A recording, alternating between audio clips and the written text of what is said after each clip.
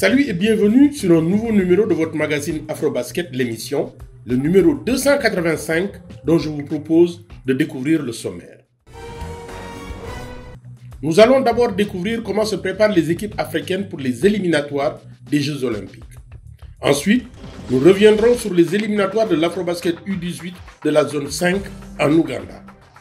Enfin, nous étudierons les chances des équipes africaines U17 à la prochaine Coupe du Monde à Istanbul en Turquie pour les garçons. Elles sont toutes sur le pont à partir du 2 juillet afin de garder toute chance à une qualification aux Jeux Olympiques de Paris. Elles, ce sont les équipes de Côte d'Ivoire, du Cameroun, de l'Angola et de l'Égypte. Où en sont-elles dans leur préparation? Antoine Bell. Paris 2024, nous y sommes presque. Seul le Soudan du Sud est actuellement qualifié chez les messieurs. Les autres pays africains, que sont l'Égypte, la Côte d'Ivoire, le Cameroun et l'Angola, devront passer par le tournoi de qualification olympique, espérant avoir un ticket pour les Jeux Olympiques d'été 2024. Logé dans le groupe de Valence, en compagnie de l'Espagne et du Liban, l'Angola débutera son TQO par un match difficile face à l'Espagne, pays hôte de la compétition, pour enchaîner le lendemain face au Liban avec objectif une victoire au moins pour sortir des phases de groupe.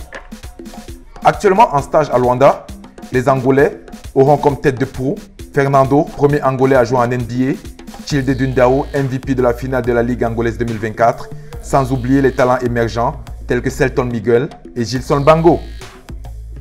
Les deux meilleurs des groupes A et B de Valence se qualifieront pour les demi-finales et l'Angola devra affronter la Finlande, la Pologne ou le Bahamas pour une victoire qui les ouvrira les portes des Jeux Olympiques.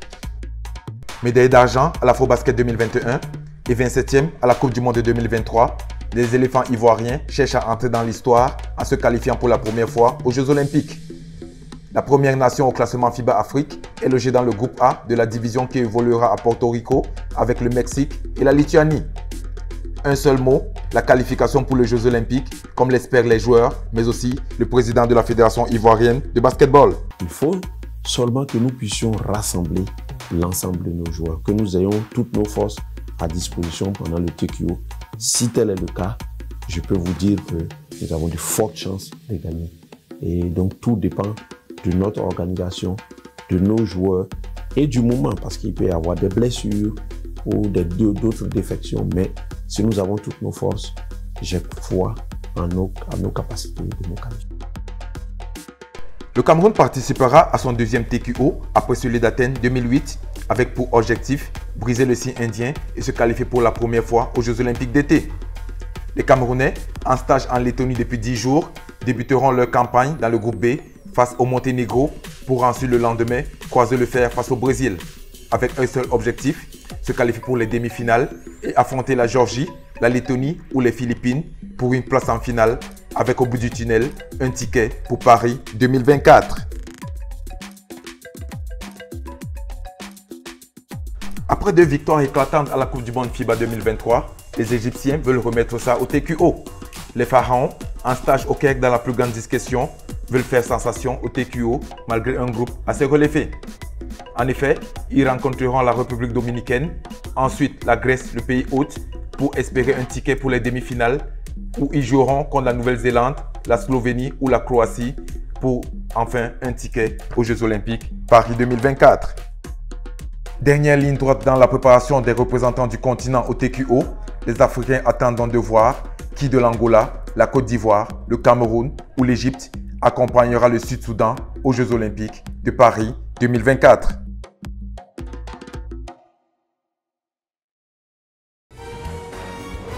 La zone 5 est la première zone à avoir délivré son verdict pour les qualificatifs de l'Afrobasket U18 qui se dérouleront au mois d'août prochain en Afrique du Sud. Retour sur ces qualificatifs avec Joël Bognis. L'Ouganda fait un carton plein à la maison. Les équipes nationales masculines et féminines U18 ont décroché leur ticket qualificatif pour les Afrobasket de la dite catégorie. C'était au cours des éliminatoires qui se sont déroulés du 9 au 15 juin 2024 à Kampala. L'Ouganda va remplacer le Rwanda à l'Afrobasket masculin U18 édition 2024. Les Silver Blacks Juniors ont battu le Rwanda en finale des éliminatoires 68-66. Un match serré qui a finalement penché en faveur de l'équipe hôte. L'Ouganda a remporté tous ses matchs de qualification à domicile.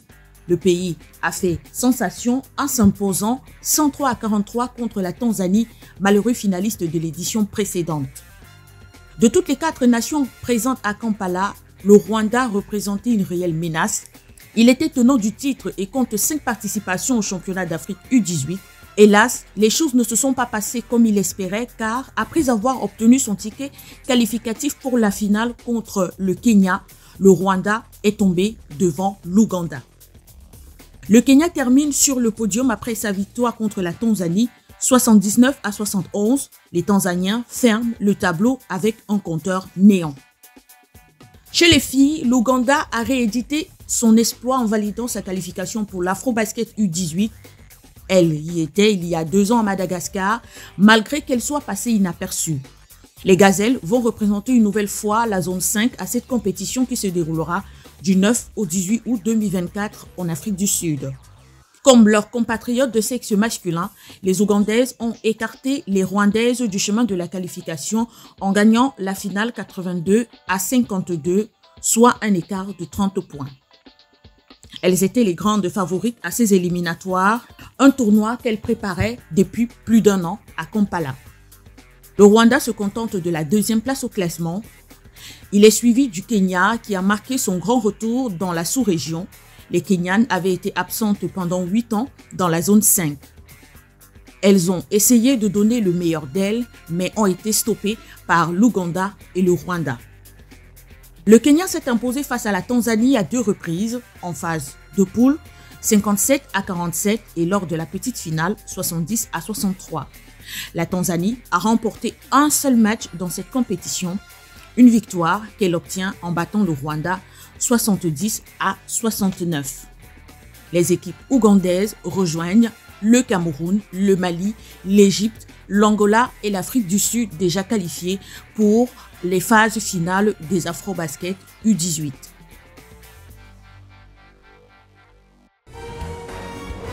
À partir du 29 juin au 7 juillet, la Guinée et l'Égypte seront nos représentants garçons à la Coupe du Monde U17. Quelles sont leurs chances de succès? Joël Bognis. L'Égypte et la Guinée-Conakry vont représenter l'Afrique à la prochaine Coupe du Monde masculine des moins de 17 ans, prévue du 29 juin au 7 juillet 2024 à Istanbul. Vous avez certainement été séduit par le parcours de la Guinée-Conakry à la récente édition de l'Afrobasket U16 en Tunisie. Ce pays avait créé la surprise en battant l'Égypte en finale sur le score de 84-76. Une première pour le basketball guinéen qui disputera par la même occasion la toute première Coupe du Monde de son histoire. Pour son entrée en matière à Istanbul, la Guinée-Conakry devra défier les meilleures équipes du monde. Les États-Unis ont remporté 6 fois le tournoi dans cette compétition, la seule équipe à être restée sur le podium depuis la création du mondial U17 en 2010. La Guinée-Conakry va aussi être opposée à la France, malheureux finaliste en 2018 et médaillé de bronze l'édition suivante face à la Lituanie. La Chine compte 5 participations. Sa dernière apparition remonte en 2018, année à laquelle elle avait terminé 15e. L'Égypte, l'autre représentant du continent africain, est un habitué de la Coupe du Monde masculine des moins de 17 ans. Elle a participé à 6 éditions mais n'a jamais franchi le cap des quarts de finale. Elle est d'ailleurs la sélection africaine la plus capée à ce tournoi. Cette compétition, l'Égypte la maîtrise sur les bouts des doigts et certains adversaires même. L'Australie et le Canada sont logés dans le groupe D avec l'Égypte. Ces 2 sélections au parcours appréciable sont dotées d'un vécu qui pourrait handicaper l'équipe africaine. L'Allemagne marquera son retour en compétition après 14 ans d'absence. Pour leur comeback au mondial U17, les Allemands misent sur leur efficacité pour surprendre leur adversaire.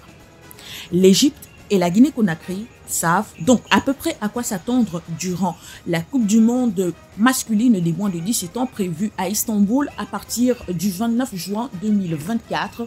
Bonne chance aux valeureux représentants de l'Afrique.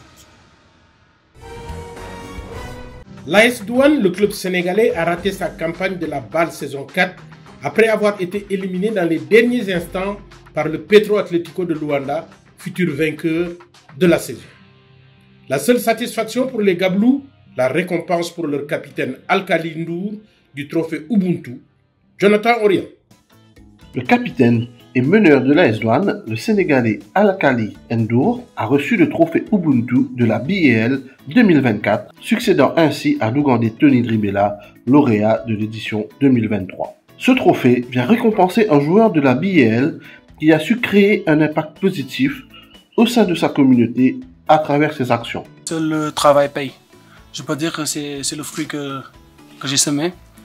Dans mon quartier, tout le temps, c'est ce que je fais parce que je suis un baïfal, je peux dire. Et je préfère donner et aider les autres, organiser des trucs et je remercie la BAL pour m'avoir donné ce trophée. Ce trophée vient récompenser, comme il le dit lui-même, le travail qu'il a accompli jusqu'ici. Il explique que tout cela n'aurait pas été faisable sans l'aide de personnes qui croient en lui, dont le coach de l'AS Douanes, Papi Gaye, et son épouse, l'internationale sénégalaise, Mathilde Aïcha Diop. Ça fait plaisir de recevoir ce trophée, parce que, comme vous l'avez dit, le coach m'a toujours donné confiance et il m'a toujours responsabilisé. En étant jeune, il m'a fait confiance et il a fait de moi le capitaine de son équipe, son meneur, et je ne regrette pas d'être son capitaine et de travailler avec lui. Tout ce que j'ai, il lui revient d'abord parce qu'il m'a toujours boosté et je le remercie encore. J'espère avec le soutien de mon équipe, de l'administration, de la douane, de ma famille, de ma femme aussi, parce que tout ce que je le fais avec elle et mes potes. À 27 ans, le meneur des Gablous a réuni près de 250 joueurs amateurs de la région de Bop, d'où il est originaire. Cet événement vise à promouvoir à la fois le basketball et l'engagement communautaire auprès des jeunes. Ce trophée, ça fait tellement plaisir. J'ai pas les mots et je vais tout faire, Inch'Allah, pour continuer à faire ces bons dons. En ce qui concerne son parcours à la BAL 2024, le capitaine de l'AS Douanes a disputé 6 rencontres lors de la conférence Sahara contre l'APR du Rwanda, les Rivers Hoopers du Nigeria et l'US Monastir de la Tunisie. Qualifié pour les playoffs, l'AS Douanes a vu son parcours s'arrêter en quart de finale contre le futur vainqueur de la BAL 2024, Petro de Luanda. Fin de votre numéro 285 avec beaucoup d'espoir quant à la participation de nos équipes africaines à ces compétitions. On se retrouve lors de notre numéro 286 pour vous décortiquer tout cela.